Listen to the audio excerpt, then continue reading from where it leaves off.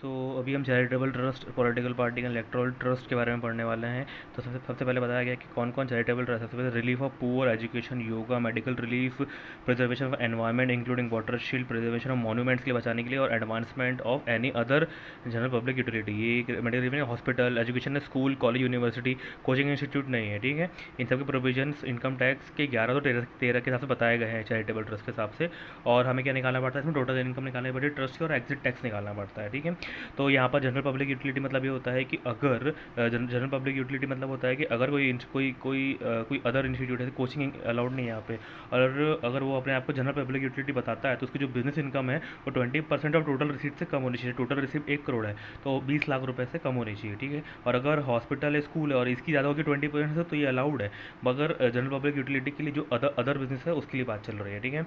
अब यहाँ पे क्या बोल रहा है, income of educational institute and school, college, university और हॉस्पिटल, चारों के लिए बताया गया हुआ है कि अगर नॉट फॉर प्रॉफिट है तो इनके लिए एग्जामेशन ऐसा है कि अगर होली और सब्सटेंशियली फाइनेंस बाय गवर्नमेंट है, तो अगर गवर्नमेंट ग्रांट है 50% से ज़्यादा तो पूरी पूरी एग्जाम है। लेकिन अगर कोई प्राइवेट स्कूल, कॉलेज, यूनिवर्सिटी या फिर हॉस्पिटल है जिसकी annual receipt up to 5 crore in previous year है, एग्रीगेट है, स्कूल, कॉलेज, यूनिवर्सिटी, हॉस्पिटल की, तो फुली एग्जाम्ड है।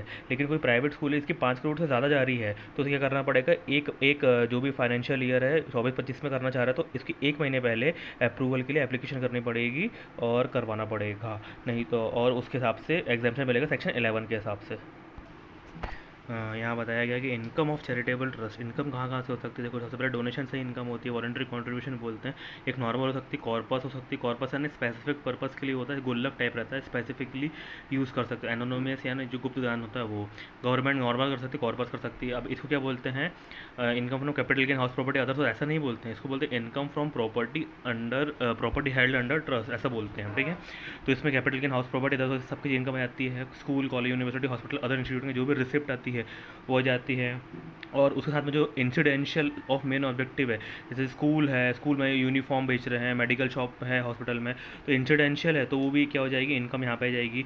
और 10(1) के हिसाब से एग्रीकल्चर इनकम, ये 23C है ना जो हमने ये पढ़ा हुआ है ये, तो ये भी इनकम यहाँ पर आ जाएगी। अब टैक्सेबिलिटी कैसे लगेगी, अगर इनकम कॉर्पस डोनेशन के लिए और 111(5) के लिए कर देते हैं तो क्या हो जाएगा, एग्जाम्प्ट आएगी। कॉर्पस गवर्नमेंट ग्रांट है या फिर एग्रीकल्चर इनकम है या फिर 1023 से वाली इनकम है पीछे जो पढ़े हैं वो फुली एग्जाम्प्ट रहती है। एनोनिमस डोनेशन रहता है तो taxable BBC, big boy walk में हो जाता है। और एनी अदर इनकम होती है तो 15% तक एग्जाम्प्ट, और 85% तक जितना एक्सपेंसेस कर दिया है चैरिटेबल पर्पज़ के लिए इंडिया में उतना एग्जाम्प्ट बचा हुआ टैक्सेबल। एग्जाम्पल यहाँ पे लिया हुआ है कि जैसे यहाँ पर सबसे पहले यहाँ बताया गया हुआ है कि अगर ये फुली एग्जाम्प्ट है, लेकिन अगर ये 11(5) में अगर ये सेफ इन्वेस्टमेंट डिपॉजिट नहीं करवाया बाद में मान लो, तो ये डीम्ड इनकम मिल जाएगी 115 BBI के हिसाब से टैक्सेबल हो जाएगा, ठीक है।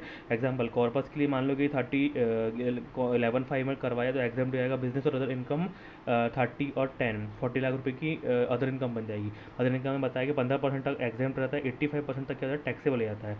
अब मान लो कि इसमें 20% अप्लाइड इन इंडिया करते तो 14% क्या हो जाएगा, टैक्सेबल हो जाएगा, ठीक है।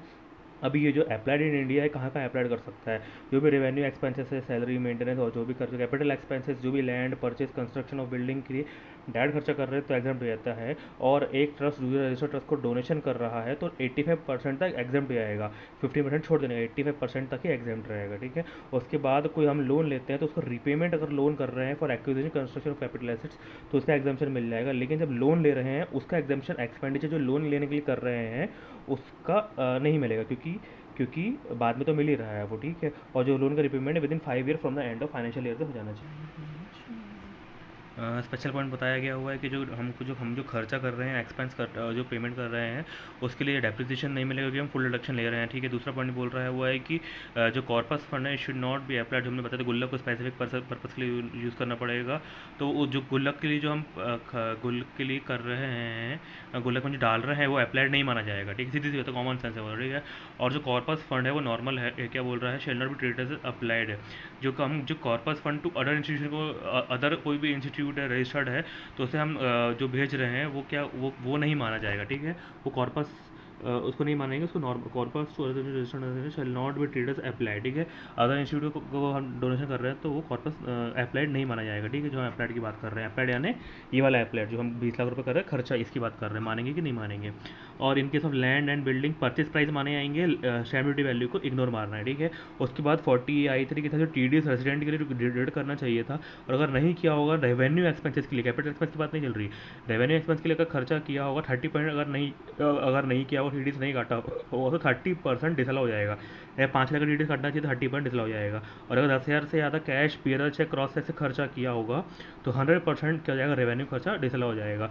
और जो पुरानी ईयर में लॉस था तो इस साल डूब जाएगा, लेस और loss set of earlier year it should not be carry forward, ठीक है। और अगर टेम्पल मॉस्क गुरुद्वारा चर्च को अगर कोई अमाउंट मिला है रिनोवेशन और रिपेयर के लिए तो उसे कॉर्पस डोनेशन के हिसाब से मान सकता है, उसको 11/5 में डिपॉजिट करना पड़ेगा। और जो भी अमाउंट पेबल होगा, जो भी अमाउंट ये पे कर रहे हैं ना, ये 20 लाख रुपए, ये पेड बेसिस पे होगा, एक्रूअल सिस्टम में नहीं होगा।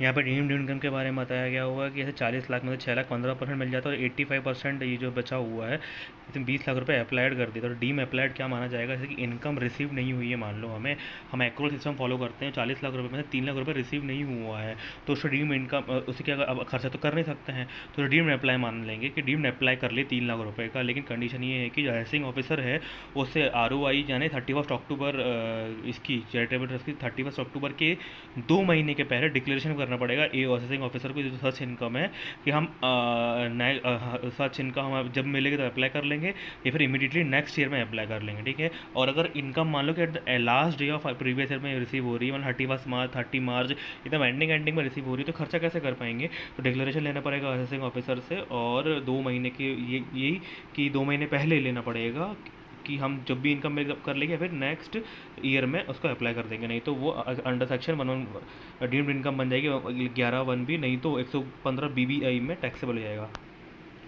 जैसे कि अगर कोई जैसे कि जो बैलेंस ऑफ इनकम है 14 लाख रुपए कहाँ से आया, ये जो बैलेंस अमाउंट है ना 14 लाख रुपए, 14 लाख रुपए अप्लाइड करने के बाद 14 लाख रुपए जो बचा हुआ है, इसे अगर कोई स्पेसिफिक पर्पज़ के लिए मंदिर मस्जिद स्कूल स्पेसिफिक पर्पज़ के लिए बनाया गया हुआ है तो उसे हम क्या कर सकते हैं, उसे हम एग्जाम्प्ट कर देंगे। बट कंडीशन ये है कि हमें असेसिंग ऑफिसर से 2 महीने पहले ROI की ड्यू डेट से 31 अक्टूबर के दो उसके पीरियड ऑफ पर्पज़ बताना पड़ेगा, और मैक्सिमम 5 साल तक के लिए कर सकते हैं, और उसे डिपॉजिट करना पड़ेगा 11/5 से प्रीवियस ईयर 24-25 है तो 25-26 से 26-27-28 29-30 तक मैक्सिमम मिलेगा, और यहाँ तक एग्जाम्पशन मिल सकता है।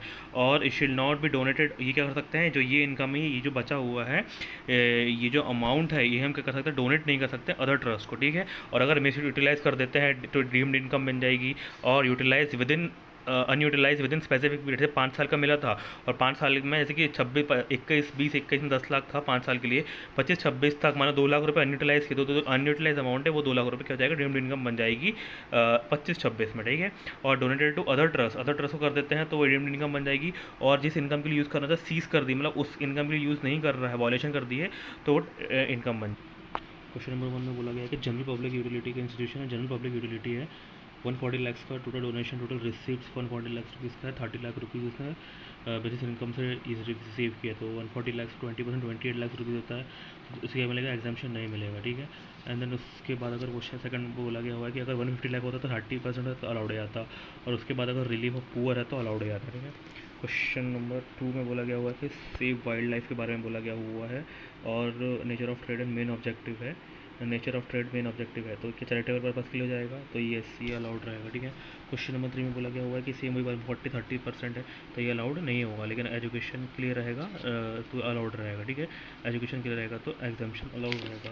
क्वेश्चन नंबर 4 में बोला गया हुआ है कि एजुकेशन इंस्टीट्यूशन है 3.8 करोड़ मतलब 5 करोड़ वाली 1023C3AD वाला है, मतलब 5 करोड़ से नीचे वाला है, और उसने एप्लीकेशन नहीं किया, असेसिंग ऑफिसर बोल रहा है कि डिनाई कर रहा है, तो असेसिंग ऑफिसर गलत है, वो बिना उसके लिए भी अवेल कर सकता है, ठीक है। क्वेश्चन नंबर 5 में बोला गया हुआ है कि मेमोरेटेबल ट्रस्ट है 2.4 करोड़ रुपए का है, और हॉस्पिटल है, स्कूल है, ये क्या एजुकेशन इंस्टीट्यूशन है, ये स्कूल है, हॉस्पिटल 4.9 करोड़ का टोटल हो रहा है, तो इससे हम क्या हो जाएगा, 5 करोड़ से नीचे है तो it is not required to take approval from और रजिस्ट्रेशन। क्वेश्चन नंबर 6 में बोला गया हुआ है कि योगा इंस्टीट्यूट है, उसने क्या किया है कि वॉलंटरी कॉन्ट्रीब्यूशन की 125 करोड़ का कॉर्पस फंड के लिए, और उसको क्या कर दिया, एक्सपेंस कर दिया प्राइवेट सेक्टर कंपनी में, तो एग्जामेशन नहीं मिलेगा, 11/5 में करना चाहिए था। है ना। अगर मान लो कि 95 लाख और 60 लाख रुपीज़ जो योगा क्लास और वॉलंटरी कॉन्ट्रीब्यूशन हुआ, ये अदर इनकम बन जाएगी, 15% का डिडक्शन मिल जाएगा, 85% कितना एक्सपेंस करेगा उतना का डिडक्शन मिल जाएगा। क्वेश्चन नंबर 8 में बोला गया हुआ है कि रामी नेट में इनकम है और 35% को एक्यूमुलेट करना चाहता है, 35% को एक्यूमुलेट करना चाहता है, while compliance assessing officer disallow the accumulate 35% as the same on ground trust is not made any application on ROI। मतलब जो उसने असेसिंग ऑफिसर ने मना कर दिया है, तो असेसिंग ऑफिसर सही है, तो हमने पढ़ा हुआ कि 2 मंथ्स पहले उसको ROI डिटेल पहले बताना पड़ेगा कि कौन कौन सा उसने किया, तो assessing officer is valid. Question number 29 में बोला गया हुआ है कि 5 साल के लिए जो बोला गया था, 5 साल के लिए, 5 साल का खत्म हो गया है, और 5 साल में जो could not utilise the 5 year period, तो at the end of 5th year, the last previous year में क्या जाएगा, वो डीम्ड इनकम बन जाएगी। क्वेश्चन नंबर 10 में बोला गया हुआ है कि चैरिटेबल इंस्टीट्यूशन है, वो स्कूल में स्टेशनरी शॉप खोला है outside the school campus, 75 lakh rupees का है, तो और उसने सेपरेट बुक्स मेंटेन किया हुआ है, तो एग्जामेशन मिल जाएगा। ये नेक्स्ट पढ़ेंगे हम।